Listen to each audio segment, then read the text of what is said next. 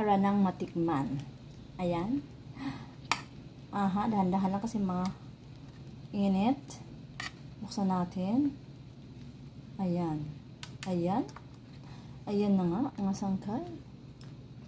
Teren. Ayan, luto na. Para nang matikman. Ayan. Luto na nga siya, oh. Mabilis lang sa steamer. So, titikman natin. Ayan siya. Ayan, oh. Halata ang may palaman sa loob. Ayan.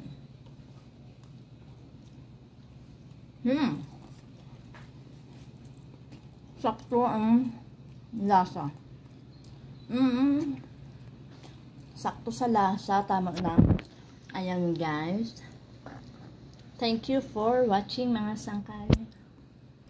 Bye-bye. I love you. See you on my kasaba cake. Charot.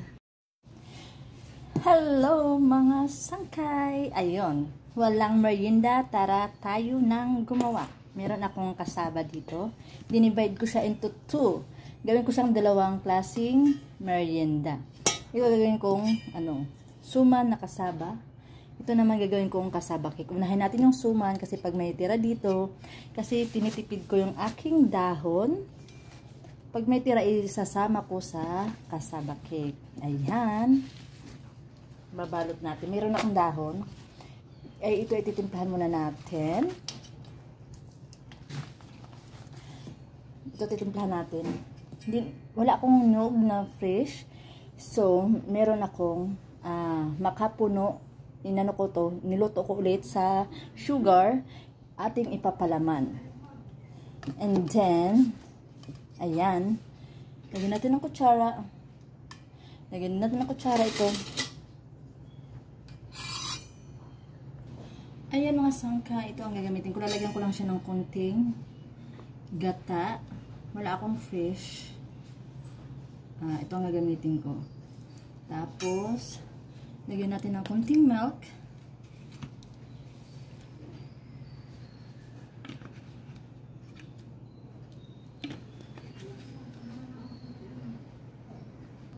Konting sugar lang. Kasi matamis na yung aking makapuno. Kunti lang. Lagyan natin ng konting salt para pangontra sa alat. Kasi mix lang natin. Mix lang.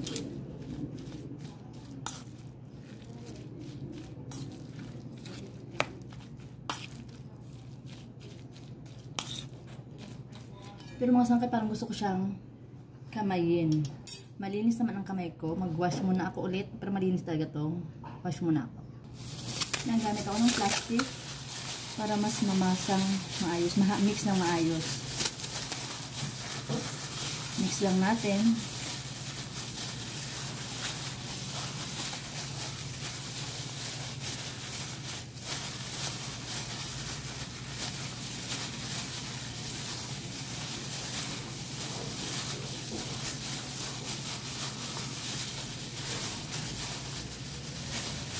Ayan, okay na. Okay na. Then, magbabalot na tayo. Ito pa rin gagamitin ko.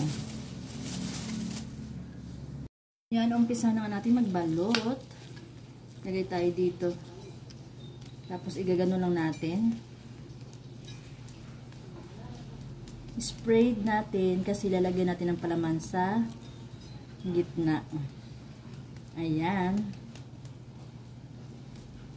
Tapos, lagyan natin ito.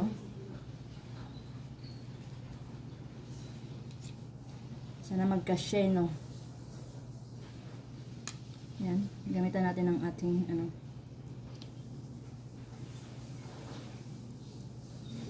para kumalat. Tapos ngayon, babalot natin. Tipirin natin ang ating dahon charot. Kasi, dito sa Manila, binibili pag wala kang tanim. Kailangan mong bumili. Parang makapal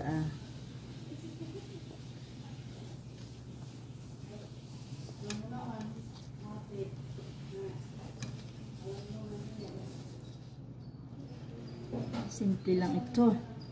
Yan, gano'n lang natin. And then, dapat itong guhit dapat nasa gitna. Saka natin igaganon ngayon. Ayan. Tabi. Ganun pa rin ang proseso. Parang gusto kong kamay na lang para mas mabilis. Natagalan ako. Ayan. Ayan. Sana magkasya yung ating feeling. Charot. Ayan. Maliit lang ating dahon. So,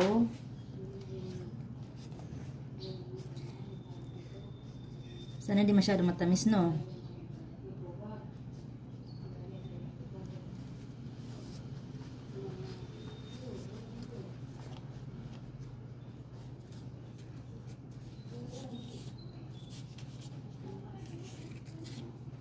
Yan.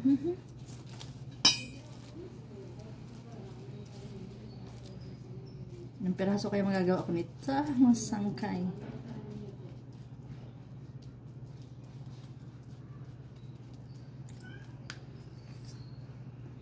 Sa probinsya ganyan ako.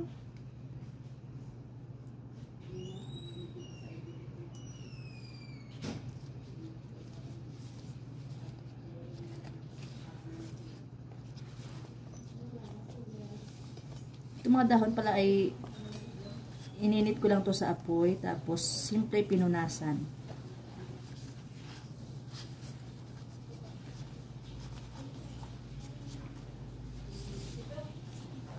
Yan, ganyan ulit-ulit lang. Next.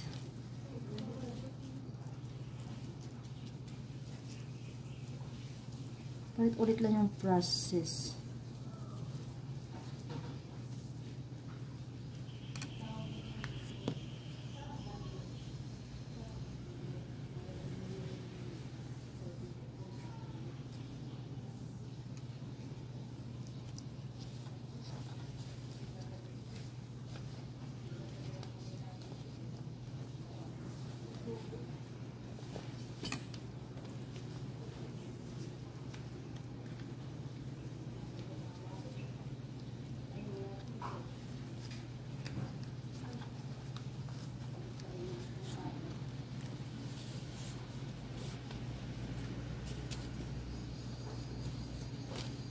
Again.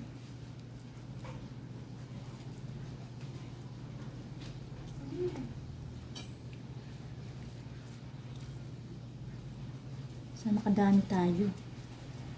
Iwasan natin para medyo madami ating magawa.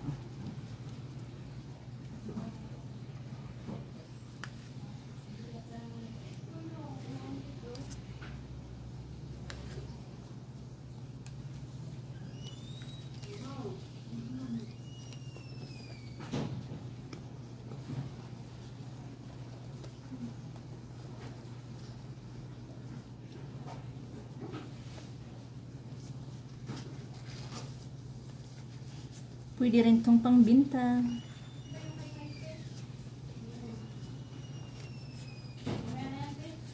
Pero ito ay sa amin ay pang merienda lamang.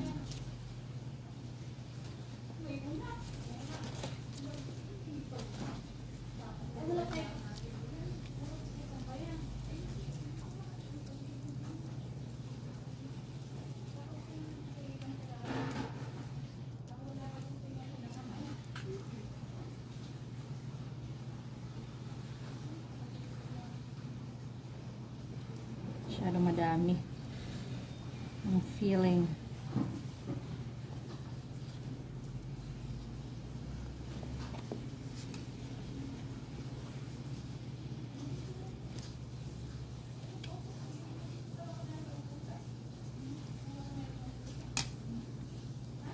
Ako talaga mga sangkay, mahilig talaga ako magawa ng mga merienda.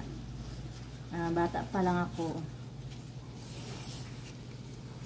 Magawa na ako ng paraan mga ganyan.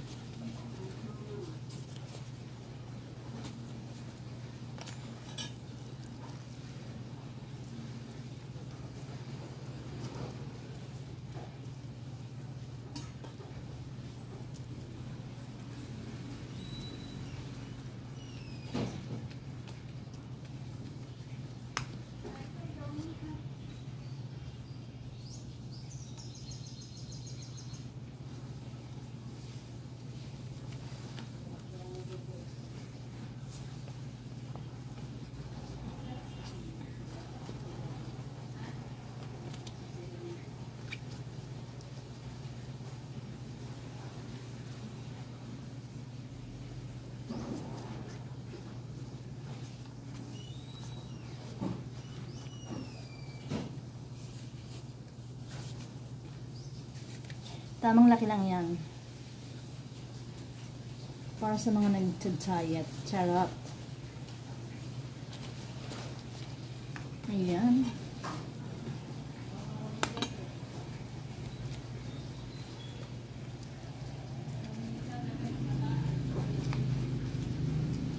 Itong kamuting kahoy pala mga sangkay ay nung tapos ginadgad pinigaan natin, no? Tinanggal natin ang kanyang ano kasi ano yon. Pag natuyo yun na ano nung pinigaan nyo ay ano yon, cassava flour. Magiging cassava flour. Masyadong ano yon, malagkit. Ginagawa nga ano yon. Actually, pandikit.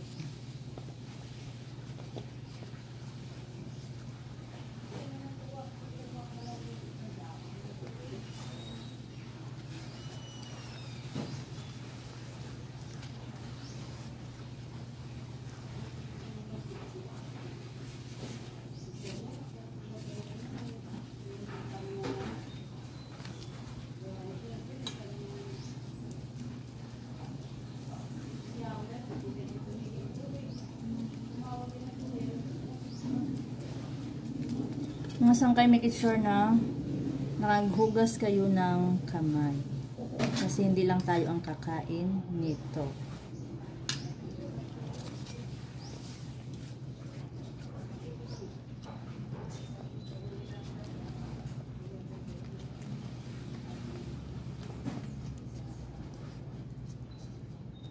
Ayan, nakailang piraso din tayo. Kahit tig-isa-isa lang, pwede na. Makatikim man lamang. Ayan.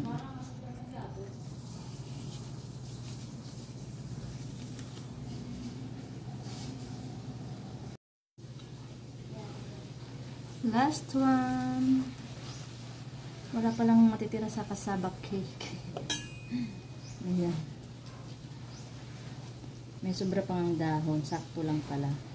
Pang cover ko naman ang dahon. Ayan, last.